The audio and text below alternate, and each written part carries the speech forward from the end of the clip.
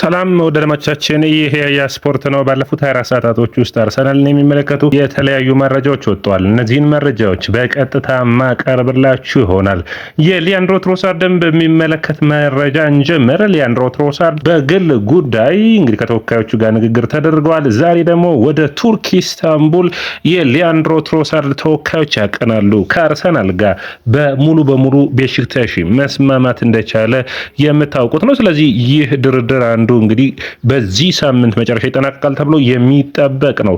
አርሰናል የመጀመሪያ የክረምት ፈራሚያቸውን አውቀዋል ማለት ይቻላል። ኢለን ሚለር ይባላሉ አድማጮቻችን።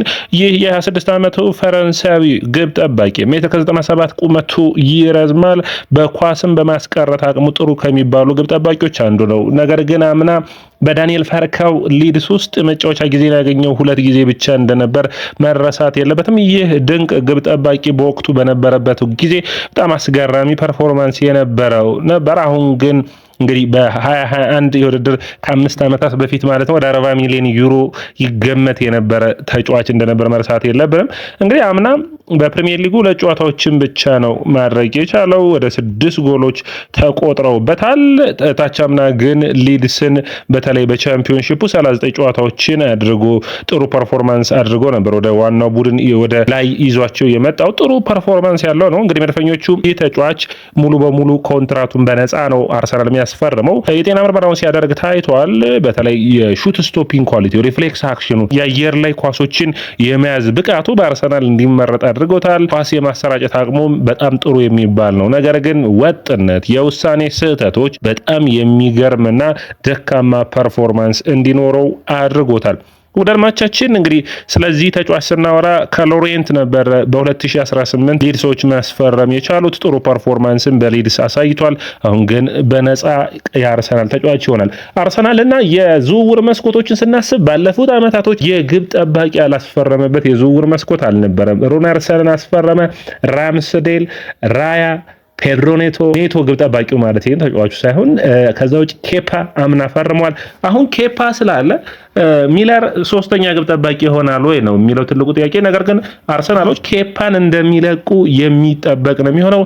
ይህ ተጫዋች 5 ሚሊዮን ፓውንድ የኮንትራት ማፍረሻ አለው። ስለዚህ አምና አርሰናል ያስፈረመበትን ሂደት የተጫዋቹን ፐርፎርማንስ የሚታወቅ ነው። ስለዚህ ክለቡን የሚለቅ ይሆናል። አርሰናል በተጫዋቹ መንገድ ላይ የሚቆም አይሆንም። ምክንያቱም ተጫዋቹ በሌሎች ቡድኖች የሚፈለግ ከሆነ። ስለዚህ የሚለር ዝውውር ሙሉ በሙሉ እንግዲህ መጠናቀቁን የጤና ምርመራው እንዳደረገ አንዳንድ እንዲሁም ፎቶዎች ሁሉ ወጥተዋል። ይህ ተጫዋች እንግዲህ የጤና ምርመራውን ሲያደርግ በቀጥታ ወደ ሌሎች የዝውውር መረጃዎች ያቀናለሁ። የስፖርትን ላይክ፣ ሼር፣ ኮሜንት፣ ሰብስክራይብ ማድረጋችሁንም አትርሱ። እንግዲህ ወደ ሌሎች ዝውውር መስኮቶች ስናነሳ የሚጠበቀው የብሩኖ ጎሜሬስን መረጃ የሚመለከት ነው። ብሩኖ ጎሜሬስ እንግዲህ በሚቀጥሉት ቀናቶች ውስጥ አርሰናሎች በተለይ በኒውካስትል ህይወትን ያለ ብሩኖ ጎሜሬስ እየሞከሩ ነው ያሉት ማለት ይቻላል። አንዳንድ መረጃ ምንጮች ግን አይለቅምም ይላሉ። ያው ዋጋው ከፍ እንዲል ነው። መድፈኞቹ 65 ሚሊዮን ፓውንዶችን ለዚህ ተጫዋች ለማውጣት ይፈልጋሉ። ካሁን ከሚያገኘው 160 ሺህ ደሞዝ እስከ 250 ሺህ ሳምንታዊ ደሞዝ የመክፈል ፍላጎት አላቸው። ሚኬል ሞሪኖን በሚመለከት እንግዲህ በጣም ጥሩ ፐርፎርማንሱን ስፔን ከፖርቹጋል ባደረገችው ጨዋታ ላይ ተቀይሮ ገብቶ ጎል አስቆጥሯል። ተቀይሮ ቤንቹን የተቃራኒ ቡድንን ያጫወት ሂደት እያየ እንደነበርና ለዴቪድ ራያ ተቀይረ ገብቼ ጎል እንደሚያስቆጥር ሲነግረው እንደነበር፣ ከዛ ውጭ ደግሞ ሌላ ፉንቴም እንደተናገሩት ፊታቸውን ዘወር እያደረጉ እንደሚጠብቅ እንደነበርና እሱን ተቀይሮ ገብቶ ጎሉን ያስቆጠረበት ፍጥነት ገራሚ እንደነበር እንግዲህ ይታያል። ይህ የማይክል አርቴታ የስራ ውጤት ነው። በተለይ ሚኬል ሞሪኖ ያጥቂ መስመሩ ላይ የምናየው ጥሩ የሚባል ነው። በአርሰናል ቤት ያለው ሚና ከፍተኛ ነው። የሚኬል ሞሪኖ ሁለተኛው አርቴታ ማለት ይቻላል። ቡድኑን በሚገባ መምራት የሚችል ነው ሜዳ ላይ። ሌላኛው መረጃችን የሚሆነው እንግዲህ አርሰናሎች በዝውውር መስኮቱ ላይ ቀጣዮቹ ሳምንታቶች ይሄ ሳምንትና ቀጣዩ ሳምንት መጠናቀቂያ ድረስ ብዙ እንቅስቃሴዎችን የምናይበት ነው የሚሆነው። አርሰናል እንግዲህ በዓለም ዋንጫ ያልተሳተፈ የተሳተፉ ተጫዋቾች ወደ አርሰናል ተመልሰው ሪፖርት የሚያደርጉ ይሆናል። ከጁላይ 15 ከዚህ ወር አጋማሽ በኋላ ወደ ጨዋታ የሚመለሱ ይሆናል። ወደ ስልጠና ይመለሳሉ። ኦገስት 1 ጅሮናን ይገጥማሉ። ኦገስት 4 ሪያል ቤትስን ይገጥማሉ። ስለዚህ ለነዛ ጨዋታዎች ዝግጁ እየሆኑ ይገኛሉ ማለት የሚቻል ነው የሚሆነው። ወደ አድማጮቻችን በቀጥታ ወደ ዝውውር መስኮቱ እናቅና። ዝውውሩ መስኮቱ ጋር ስናቀና ደግሞ አርሰናሎች በተለይ ደግሞ የተከላካይ መስመሩን ስናይ የቤን ዋይትን ዝውውር በሚገባ ማየት ይጠበቅብናል። አርሰናሎች የቤን ዋይት ቋሚ ሳይሆን ሳምንታዊ ደሞዙ ከፍተኛ እንደሆነ ያውቃሉ። ስለዚህ ቤን ዋይትን በዚህ የዝውውር መስኮት መልቀቅና የተሻለ ተጫዋች ደሞዝ ዝቅ ያለውን ማስፈረም ያስባሉ። በቤን ዋይት እንግዲህ የተለያዩ ቡድኖች እየተፈለገ ይገኛል። ኤቨርተን አንዱ ነው። ኤቨርተኖች የተለያዩ ተጫዋቾችን ይፈልጋሉ። አንዱ እንግዲህ ቤን ዋይት ነው ማለት የሚቻል ነው። ፓላስም የዚህ ተጫዋች ፈላጊ ነው። አርሰናሎች ትክክለኛ ዋጋ ከቀረበላቸው ተጫዋቹን እንደሚለቁት ይጠበቃል። ታዲያ አርሰናል በዚህ የዝውውር መስኮት ላይ የተከላካይ መስመሩን ማሻሻል ሲፈልግ በቀኝ መስመር ላይ እንዲሁም በመሀል ተከላካይ መጫወት የሚችል ተከላካይን ይፈልጋሉ። እንግዲህ አንዱ ጆሹዋ አችፖንግ ነው። አድማጮቻችን ባለፉት ቀናቶች ሙከራን አድርገዋል። ንግግሮች ነበሩ። ነገር ግን እንግዲህ አንዱ የሚጠበቀው አችፖንግ ቸልሲን እለቃለሁ ካላለ በስተቀር በቀላሉ አርሰናል ያገኙታል ተብሎ አይታሰብም። በተለይ የሳሊባን አለመኖር ሁሉ አችፖንግ መሸፈን ስለሚችል መድፈኞቹ ይህንን ተጫዋች የማያስፈረም ፍላጎት አላቸው። ሳሊባ የሚመለከት በጣም ብዙ ክለቦች ጥያቄን አቅርበው ነበር ወይም ደግሞ ፍላጎት እንዳላቸው። አርሰናል ግን 130 ሚሊዮን ፓውንድ ዋጋ ለጥፎበታል። 130 ሚሊዮን ፓውንድ ዋጋ መለጠፉ ብቻ አይደለም ውድ አድማጮቻችን፣ አርሰናል ተጫዋቹ የማይነካ ነው የሚል ቀጥተኛ መልስ ለሌሎች ቡድኖች መስጠት ችሏል። ታዲያ አርሰናሎች የቀይ መስመሩን ለማጠናከር የቤን ዋይት የሚለቅ ከሆነ አሮን wan-bissakaን የማስፈረም ፍላጎት አላቸው። የቀድሞው የክሪስታል ፓላስ የማንቸስተር ዩናይትድ እና የዌስትሃሙ ተጫዋች አሁን ለኮንጎ ብሔራዊ ቡድን የሚጫወተው አሮን wan-bissaka እንግዲህ አስደናቂ ጥሩ የመከላከል ቅርጽ ካላቸው ተጫዋቾች መካከል አንዱ ነው። ነገር ግን ማጥቃቱ ላይ ደከም ያለ ተጫዋች እንደሆነ መረሳት የለበትም። አርሰናል ግን እንደ ሁለተኛ ተጫዋች ነው የሚያስበው። ስለዚህ በዚህ ነገር በሚገባ ሽፋንም መስጠት የሚችል ተጫዋች ነው።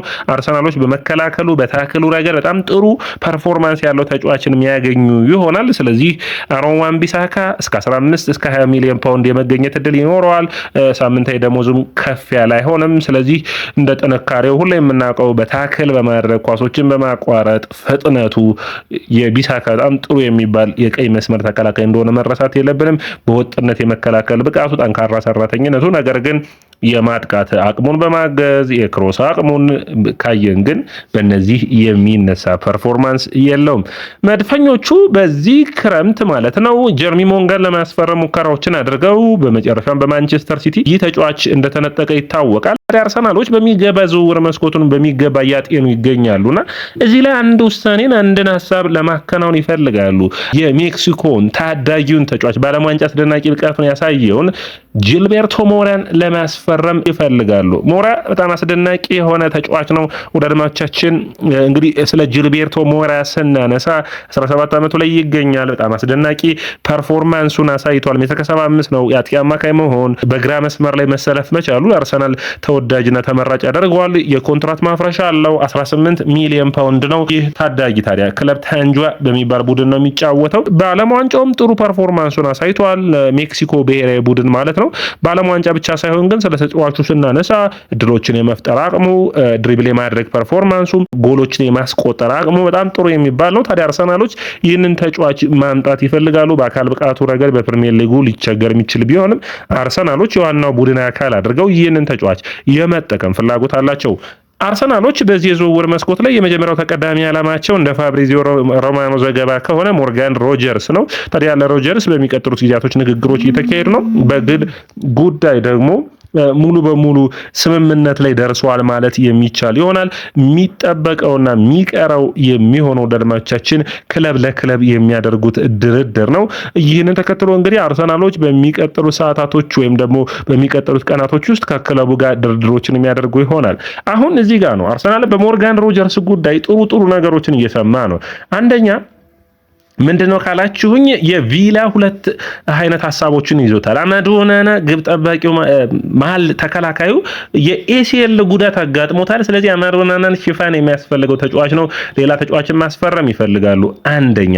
ሁለተኛ ደግሞ ውድ አድማጮቻችን የዩኤፋ ቅጣት ተጥሎባቸዋል እና አርሰናል እና አስቶን ቪላ ወደ ድርድርና ተጫዋቹን ወደ ማስፈረም ይህ ሁኔታ ሊገፋቸው ይችላል። አርሰናሎች ከ100 እስከ 130 ሚሊዮን ፓውንድ ማውጣት ይጠበቅባቸው ይችላል። 100 ሚሊዮን ፓውንድ ለተጫዋቹ በቂ ነው ብዬ አስባለሁ። ማይክል አርቴታ ግን የዝውውር መስኮቱ የመጀመሪያ ተመራጩ ተጫዋች ይህ ነው ብሎ ያምናል። እንግዲህ በአማካይ መስመሩ ላይ አርሰናል እና አንድሬ በርታ የተለያዩ ተጫዋቾችን በተመሳሳይ ሰዓት ላይ እየሰሩ እንዳለና ለማስፈረም ሙከራን እያደረጉ እንዳለ ዝውውሮቹ ያሳዩናል። አይደለም አርሰናል ማኑ ኮኔን በሚመለከት እንግዲህ በግል ጉዳይ በጥቅማ ጥቅም ተስማምተዋል። 43 ሚሊዮን ፓውንድ መክፈል ብቻ ተጫዋቹን ለማስፈረም የሚጠይቃቸው ይሆናል። እነዚህን ሁኔታዎች በሚመለከት በሚገባም አርሰናሎች ድርድሮችን እያደረጉ እንዳለ የዝውውር መስኮቱ የሚጠቁመው ነው የሚሆነው። ገብርኤል ሄሱስን በሚመለከት ፓልሜራስ የተጫዋቹ ፈላጊ ሆኖ መጥቷል። አርሰናል 20 ሚሊዮን ፓውንድ የሚያቀርብ ቡድን ካለ እንደሚወስደው ተናግረዋል። በኤንዞ ፈርናንዴዝ ጉዳይ አርሰናል 120 ሚሊዮን ፓውንድ የመክፈል ፍላጎት እንደሌላቸው ለቸልሲ አሳውቀዋል። አስቶን ቪላ በሚመለከት ኢዝሪ ኮንሳን በዚህ የዝውውር መስኮት የመልቀቅ ፍላጎት የላቸው። ሞርጋን ሮጀርስን ከለቀቁ በዝውውር መስኮቱ ላይ በትርፋማነት ጥሩ የመሆን እድልን ስለሚያገኙ ኢዝሪ ኮንሳን የመልቀቅ እድላቸው ጠባብ ነው የሚሆነው፣ ትክክለኛው ዋጋ ደግሞ ከቀረበላቸው። ወደ አድማቻችን ይህ ያያ ስፖርት ነው። ታዲያ ያያ ስፖርትን ላይክ፣ ሼር፣ ኮሜንት፣ ሰብስክራይብ ማድረጋችሁን አትርሱ።